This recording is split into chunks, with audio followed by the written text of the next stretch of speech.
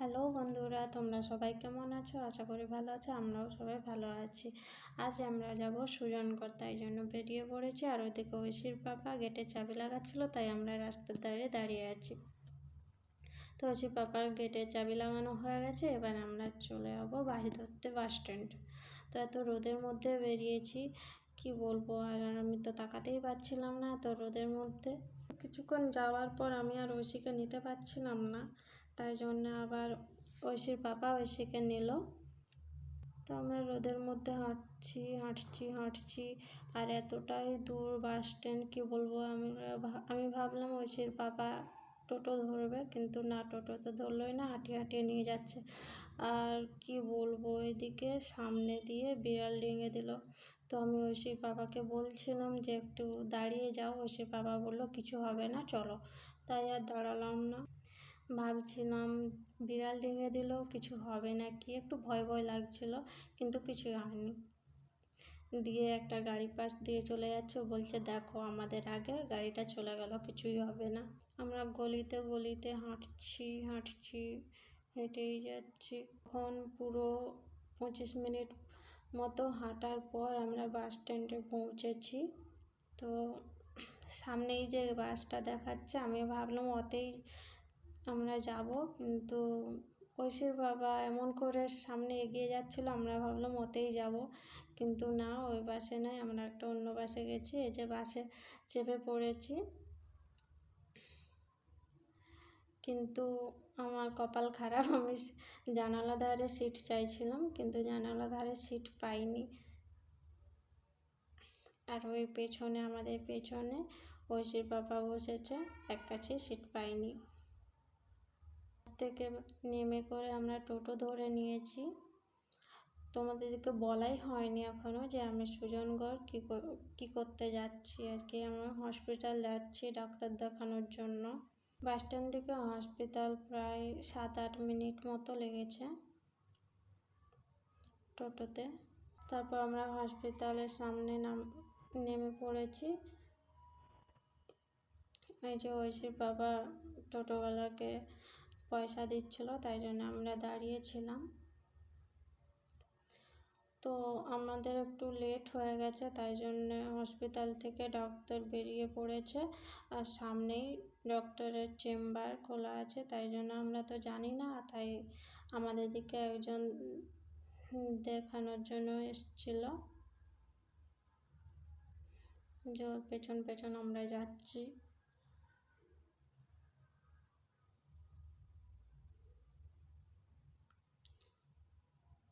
আর এত রোদের মধ্যে এসে বাসে টোটো এসে করে আমার অবস্থা পুরো খারাপ হয়ে গেছিলো।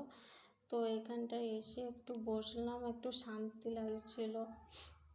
তো তোমরা তো পোস্টার দেখে নিশ্চয়ই বুঝতে পেরেছ যে আমি কিসের জন্য এসেছি। আমার স্কিন প্রবলেম, তাই জন্য এসেছি আর কি। এখানে ঐশীকে বলছি তুমি বসো, ও বসছে না, একটু লজ্জা পাচ্ছে। তারপর আমাদের ডাক্তার দেখানো হয়ে গেছে, এবার আমরা যাব ঘন্টাঘর। তোমরা নিশ্চয়ই ভাবছো ঘন্টাঘরটা আবার কি। আমিও প্রথম যখন ঐশীর পাপার কাছ থেকে নাম শুনেছিলাম, এটাই ভেবেছিলাম। ওই যে সাদা একটা ঘর দেখাচ্ছে, ওটাই হলো ঘন্টাঘর। তো আমরা ঘন্টাঘরে একটু বাজারের দিকে ঢুকবো, তাই আর কি এসছিলাম। তো আমরা বাজারের দিকে ঢুকে কিছু পেলাম না, সবজি বাজারে ঢুকেছিলাম, সেরকম কিছু নেই। তারপরে আমরা আবার টোটো ধরে বাস স্ট্যান্ডে যাব।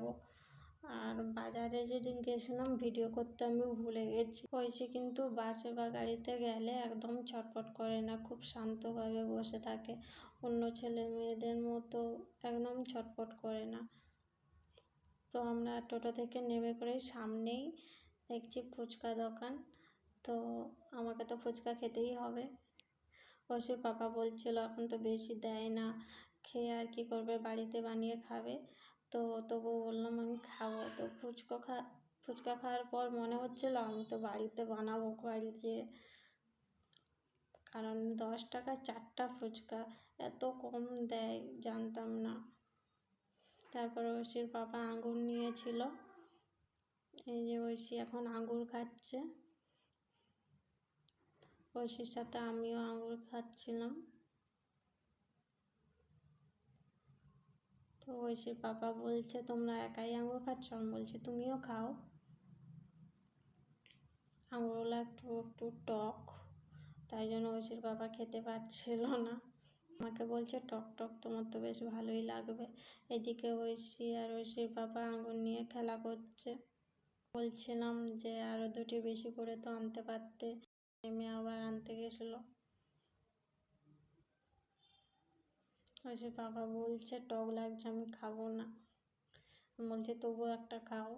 তারপর ঐশী আবার চিপস খাওয়ার জন্য বায়না করছিল, তাই জন্য ওকে আবার চিপস এনে দেওয়া হলো।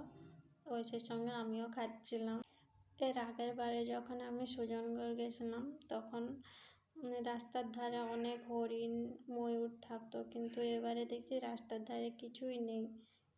তো আমরা বাস থেকে নেমে পড়েছি, আবার হাঁটতে হবে বাড়ি এতটা। দিয়ে আইসক্রিম কিনে নিয়েছি। ঐশী তো একটা গোটা আইসক্রিম নেবে, ওকে গোটাই দিতে হবে, না হলে ও নেবে না। ওর বাবা আইসক্রিম চাইছিল কিন্তু ও তো কিছুতেই দেবে না, একাই খাবে। আর আমিও আইসক্রিম খাচ্ছিলাম। তো চলো আজ এই পর্যন্তই, টাটা বাই বাই।